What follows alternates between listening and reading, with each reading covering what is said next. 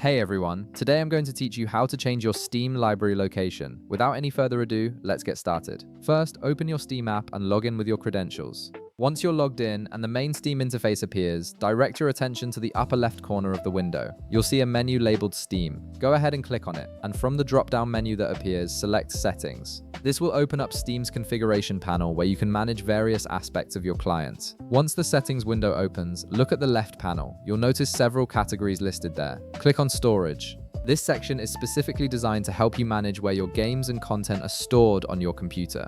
It's particularly useful if you're running out of space on your primary drive or want to organize your library across multiple drives. Now, at the top of the storage page, you'll see a drop-down menu. Click on it and select Add Drive from the options that appear. This feature allows you to designate additional storage locations for your Steam games, giving you more flexibility in managing your library and ensuring you don't run out of space on a single drive. Next, another drop-down menu will appear. Click on it and select your other local drive, then click Add.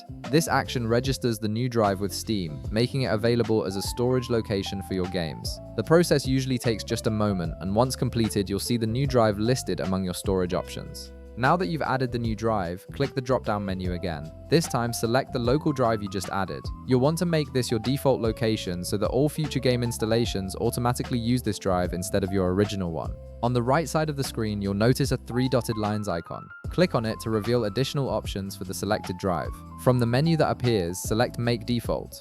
This sets your newly added drive as the primary location where Steam will install all future games and updates, helping you better manage your storage space. And that's it. You've successfully changed your Steam library location, and all new downloads will now save to your selected drive. If this video helped you out, be sure to leave a like, subscribe, and I'll see you in the next one.